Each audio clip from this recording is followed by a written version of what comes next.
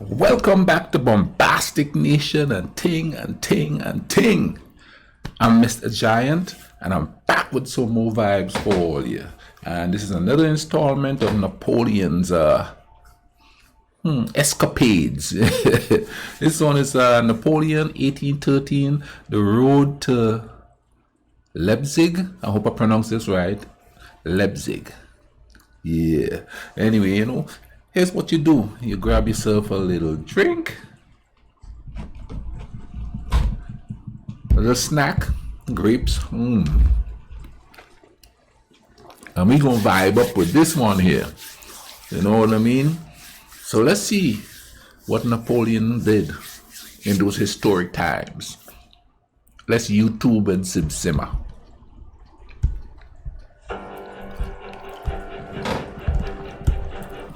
What a career Napoleon has ruined.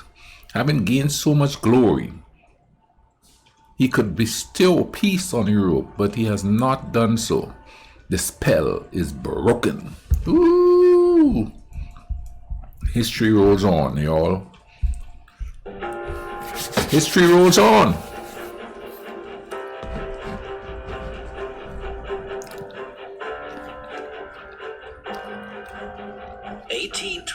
Had been a disastrous year for Napoleon. His invasion of Russia had led to the almost total destruction of an army of 500,000 men. Now Poland and Germany were wide open to Russian attack. Some advised Emperor Alexander that this was the time to make a favorable peace with Napoleon. Russia's own armies had been mauled, and Western Russia devastated. But Alexander was determined to see Napoleon defeated for good, to free Europe from his clutches, and avenge Moscow's destruction by taking Paris. Napoleon's allies were deserting him. Prussian troops had already agreed a truce with the Russians. Schwarzenberg's corps marched back to Austria, which assumed a policy of watchful neutrality. Napoleon had left Marshal Murat in charge of the remnants of the army, but he left for the Kingdom of Naples, hoping to cut a deal with the Allies that would let him keep his throne. He was replaced by Napoleon's stepson, Eugene, who'd proved himself a brave and able soldier in Russia, but was unused to independent command, and now faced odds of 4-1. As Totally Russian weakened. forces advanced through Poland, he continued to retreat west, leaving garrisons to hold strategic fortresses, most of which were soon besieged. On the 7th of February, Russian troops entered Warsaw unopposed. Napoleon's Polish client state, the Duchy of Warsaw, effectively ceased to exist. 3 weeks later, Russian troops entered Berlin, while Sweden joined the Allies. Sweden was ruled by Napoleon's former Marshal Bernadotte, now officially known as Crown Prince Karl Johann. Many would accuse him of betraying Napoleon, but he'd always been clear that once he became Sweden's Crown Prince, he'd pursue Swedish interests, which is what he now claimed to do. In exchange for Norway, to be taken from France's ally Denmark, and £1 million from Britain, Bernadotte agreed to join what was now the 6th coalition against France since the Revolution, with an army of 30,000 troops. 10 days later, King Frederick William of Prussia declared war on France. It followed weeks of indecision. Wow. The king was widely They're seen turning as a like crazy. character and terrified of Napoleon. But with guarantees of Russian military support, the return of lost territory, and enormous financial and material aid from Britain, he agreed to field an army of 80,000 men. On the 17th of March, he issued a proclamation to the people of Prussia and Germany, and mein Volk, to my people, summoning them to fight for Prussia and Germany's honor, in what would soon be known as the German War of Liberation. The Prussian army had been greatly reformed since its humiliating defeat to Napoleon in 1806. A military commission headed by General von Scharnhorst had sacked nearly 200 old generals and abolished flogging, expanded recruitment, and introduced exams for officers, Flogging? and overhauled training, tactics, and drill. When Napoleon met the new Prussian army in battle 2 months later, he remarked, "These animals have learned something." Small consolation, they'd learned most of it from him. This video is sponsored by CuriosityStream, home of more than 2,500 online documentaries, exploring science, I'ma skip technology, this. the natural world, and of course, history. This month, we've been watching a French documentary about that other.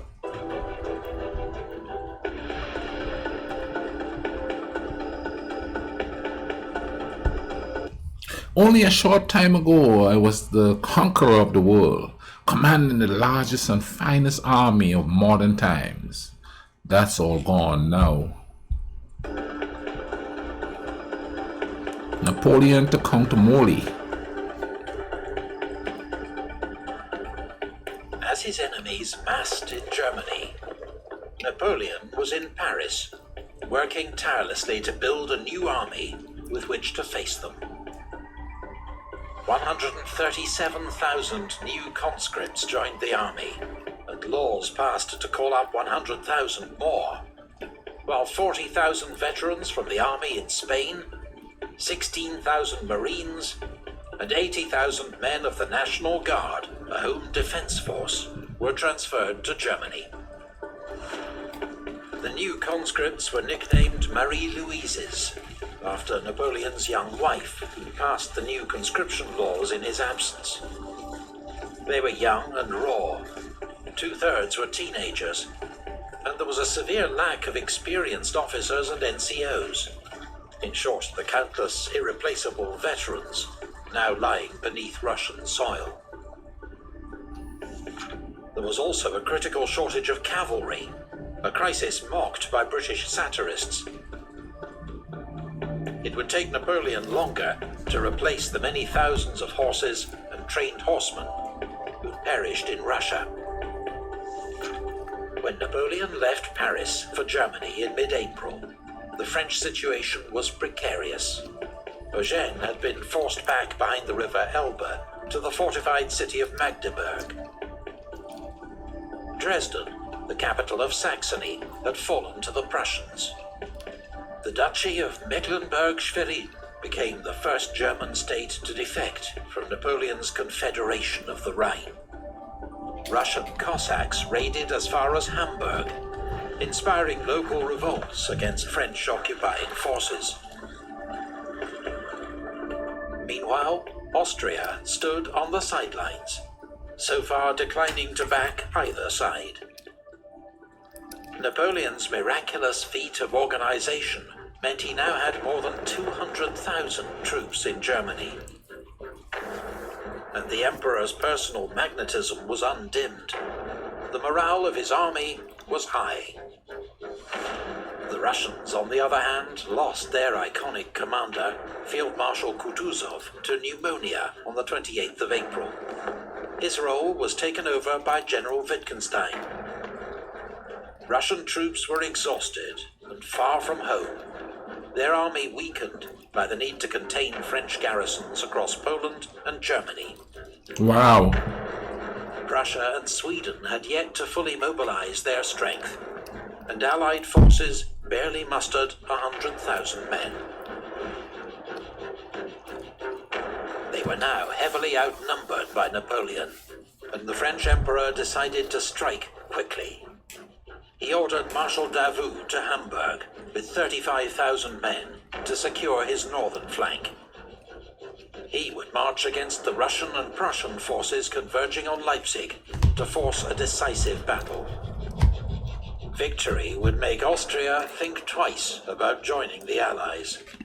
allow him to rescue the 90,000 men trapped in garrisons across Germany and Poland, and re-establish his dominance over Europe.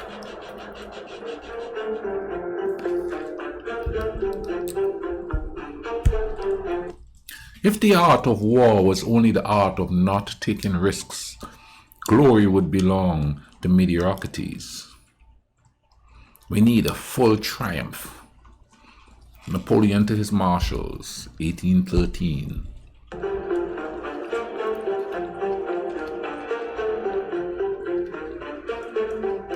As Napoleon advanced on Leipzig, the Allies faced a predicament. To risk battle against Napoleon's larger army, or give up Germany without a fight, a potentially devastating blow to Allied morale and any chance of winning Austria over to their cause. Allied headquarters made the bold decision to attack. They knew most of Napoleon's army was made up of raw conscripts, that their own troops were better trained and had a great superiority in cavalry and artillery. The Allies agreed that as Napoleon crossed the Saale River, they would hit his right flank before he could concentrate the full mass of his forces. The two armies were on a collision course, but Napoleon's shortage of cavalry meant he lacked information about Allied movements. On the 1st of May, Marshal Bessières, commanding the cavalry in Murat's absence, was carrying out reconnaissance himself when he was hit by a cannonball and killed instantly. Wow. Bessières was the second of Napoleon's marshals to be killed in action, and like Lannes, an old comrade and trusted friend. The Allies were able to surprise Napoleon, falling on Marshal Ney's Third Corps near Lutzen. Ney's troops had to cling on in the face of a Russian and Prussian onslaught, while Napoleon rapidly redirected his other corps to fall on the enemy's flanks. At one stage, Napoleon had to Isn't it crazy how they plan to kill each other, take the flank, or ride straight into action, divert troops here to make this stronger, go this way to surprise this person. Can you imagine the war room where they all sitting there planning to make the decisions to send people off to war like that? I wouldn't want that type of responsibility, I could tell you that right now. To fall on the enemy's flanks. At one stage, Napoleon had to personally help rally routing troops as they broke in the face of determined Prussian assaults. But on the whole, his young conscripts fought with courage. And despite hours of savage fighting, Wittgenstein could not exploit his early advantage. As French reinforcements arrived, the battle turned against him. Towards dusk, the Allies were forced to break off the engagement, though they'd inflicted around 22,000 casualties, losing just half as many men.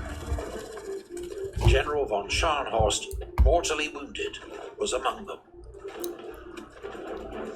Crucially, Napoleon's lack of cavalry meant he was unable to pursue the enemy, who retreated in good order. Expecting the Prussians to fall back on Berlin, Napoleon sent Marshal Ney in pursuit, while he continued east. But the Allied army stayed together, withdrawing to a defensive position at Bautzen, deliberately close to the Austrian border, hoping to entice Schwarzenberg to intervene, and daring Napoleon Politics and to war. violate Austrian neutrality. Neither happened. Instead, Napoleon ordered Ney to swing south to fall on the Allies' northern flank, while he launched a frontal assault to pin them in place.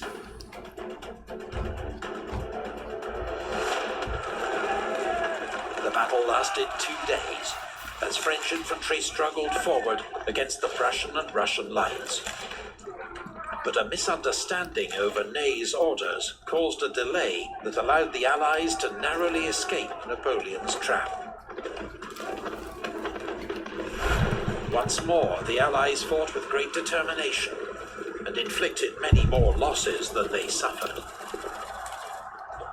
There were more casualties during the pursuit, including the next day General Duroc, Grand Marshal of the Palace, responsible for Napoleon's personal arrangements, and his closest surviving friend.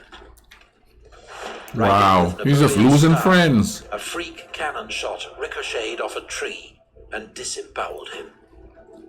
His slow, painful death deeply upset Napoleon. The Emperor continued his pursuit to Breslau, once again hindered by his lack of experienced cavalry, while Oudinot was sent north to take Berlin, but was held at Luckau by von Bülow's Prussian corps. On the 2nd of June, with both sides strained to breaking point, neutral Austria proposed a ceasefire, which, to the surprise of many, Napoleon accepted.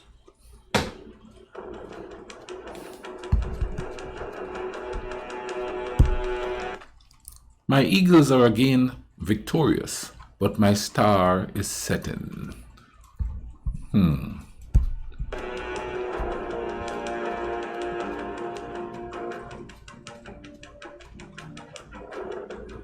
The armistice of Plaswitz would last more than 2 months, a period of intense diplomacy and military mobilization by both sides. Napoleon wanted time to rebuild his cavalry, a shortage of which had allowed the Allies to escape twice. But he also wanted to keep Austria on side, which he feared might join the Allies with 200,000 troops, even though Emperor Francis I was now his father-in-law, since Napoleon's marriage to his daughter Marie-Louise in 1810. Austrian foreign Can you imagine that Clemens von Metternich, that woman's who'd become one of 19th peril? century Europe's most influential statesmen, now took center stage. Metternich wanted peace and to see Austria restored as a great European power, which meant Napoleon contained, but not crushed, which would hand too much power to Russia. Politics. In June, he traveled to Dresden to ask Napoleon to make concessions, while promising the Allies that if he did not, Austria would join them. But Napoleon dismissed Metternich's terms out of hand. He would not return the Illyrian provinces to Austria, agree to the repartition of Poland, or the breakup of the Confederation of the Rhine. All were out of the question. Napoleon famously threw his hat to the ground in fury. "Peace and war lie in your Majesty's hands," Metternich is said to have warned him. "Today you can still make peace. Tomorrow it may be too late." But Napoleon preferred war to what he called a humiliating peace. Ego is taking over, people. Expect a defeat whenever the Emperor attacks in person. Attack and defeat his lieutenants whenever you can. Wars and rumors of wars. On the 12th of August 1813, Austria joined the Sixth Coalition and declared war on France. The Allies now had a numerical advantage of 3-2, and a new strategy, the Trachenberg Plan. Recognizing Napoleon's genius, the Allies would avoid battle with the Emperor and instead target his marshals, threaten his flanks, and wear down French forces, until it was time to close in for the kill. Close in for the kill. Over the next few months, the coalition would also receive massive material support from Britain, including £8 million in silver and gold coin, 200 cannon with transport, 120,000 firearms, 18 million rounds of ammunition, 23,000 barrels of gunpowder, 30,000 swords and sabres, 150,000 uniforms, 175,000 pairs of boots, 1.5 million pounds of beef, biscuit and flour, Man. and 28,000 gallons of rum and brandy. Oh, you gotta get a rum and brandy, you know what I mean? British aid to the coalition in 1813 was 11.3 million pounds. Today, worth around $500 million. Napoleon, meanwhile, had turned Dresden into a major supply depot and strengthened his cavalry arm, though it remained a pale shadow of its glorious past. Murat returned to lead it, his secret approach to the Allies having been rebuffed. But when news arrived of King Joseph's disastrous defeat to Wellington's Anglo-Spanish-Portuguese army at the Battle of Victoria, Napoleon had to send Marshal Soult, one of his best commanders, to salvage the situation.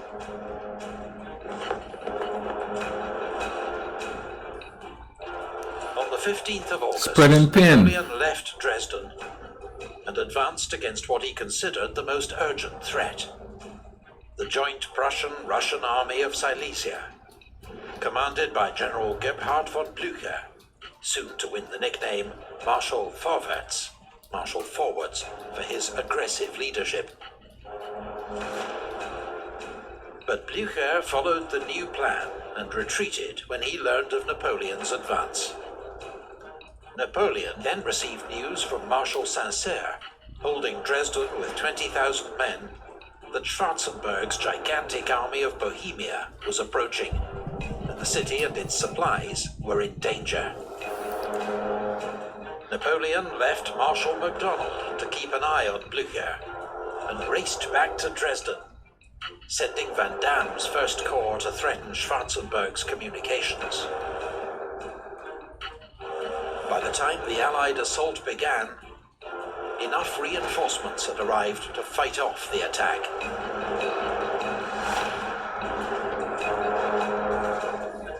The next My day, man is a genius at war. Outnumbered, Napoleon ordered a counterattack. Struggling through mud and heavy rain, Marshal Murat's advance, supported by Victor's Second Corps, broke the Allied left flank and took 13,000 prisoners. The Allies had suffered a disastrous defeat because they'd ignored their own rule. Don't take on Napoleon in battle. But news soon arrived that turned the situation on its head. Marshal Oudinot had resumed his advance on Berlin with 66,000 men, but in 3 days of heavy combat around Grossbeeren, he was defeated by Bernadotte's Army of the North. Some of the most savage fighting was between Napoleon's Saxon allies and von Bülow's Prussians, two German states that for now remained on opposing sides.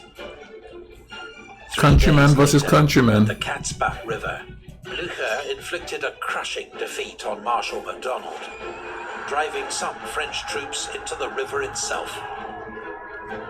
MacDonald lost 30,000 men, 3 Eagles and 100 guns, for Blücher's 22,000 casualties. 3 days after Napoleon's victory at Dresden, as Van Damme's corps pursued the Allies, it became trapped in wooded valleys around Kulm and was overrun. General Van Damme himself was dragged from his horse. This is just like never ending. They just keep. There's a battle here. They lost here. They won there. They retreating here. They attacking there. This is just. And it's just slow paced moving for our time. Battles there, I mean, it's just grueling. It's craziness. General Van Damme himself was dragged from his horse by Cossacks, as he and 10,000 of his men were made prisoner. Napoleon sent Ney to take over from Oudinot, who engaged Bülow's Prussian corps at Dennewitz. The The Prussians, fighting to save Berlin, held their own until Russian and Swedish reinforcements arrived to turn the battle decisively in the Allies' favor. Ney's retreat became a rout, with the loss of another 22,000 men. Napoleon's brilliant victory at Dresden had been completely overturned in just 10 days. 10 days. The Allied That's a long was time. failing. Napoleon became increasingly frustrated as Allied armies withdrew wherever he advanced, and advanced wherever he was not. His teenage conscripts were exhausted by constant marching, and famished as Saxony had been stripped bare of supplies. Thousands fell sick, thousands more deserted. Hey, that the kids. Russian and Prussian light troops were now operating behind Napoleon's army, harassing his communications with France. Many of Napoleon's marshals advised him to pull back to the River Rhine. But Napoleon wasn't giving up Germany without a fight.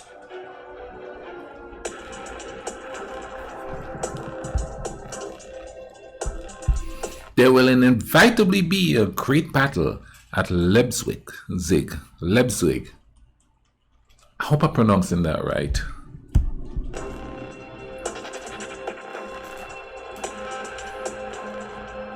By October 1813, Napoleon faced 1/3 Allied troops in Germany, converging on him from 3 directions.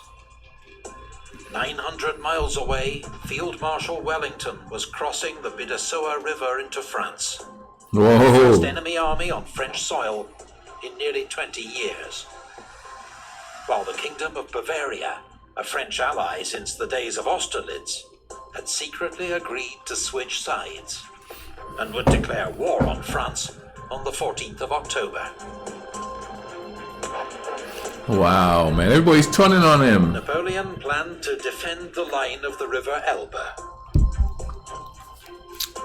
But the arrival of General Bennigsen's reserve Russian army freed up Blücher, who suddenly marched to join forces with Bernadotte and forced his way across the Elbe at Wartenburg. Napoleon went north with 150,000 men, seeking the decisive battle that would change his fortunes. But once more, Blücher narrowly escaped him. Then came news from Murat, who'd been left with 67,000 men to cover Schwarzenberg. The enemy had bypassed Dresden and was heading for Leipzig.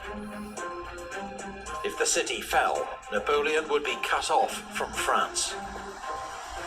Once more, he was advised to fall back to the Rhine. But instead, Napoleon ordered all his forces to concentrate at Leipzig. He would risk everything in one great battle to decide the fate of his empire and the fate of Europe. My man is going down swinging. He's not retreating for nothing. Wow. I know, I've been sitting there going, whoa, whoa, whoa, there's so much going on there, so much to learn and thing, you know what I mean? But, wow. I'm going to leave a link in the description to this so y'all could go check it out without listening to me babble and cackle and, you know, carry on there, you know what I'm saying? Maybe just someday we're going to realize war is never the answer. It might be a solution to a certain situation, but it's never the answer to the situation. Does that make sense, people? Anyway, man, you go out, talk to a stranger, get to know them, and take care of each other, all right? Cool, man.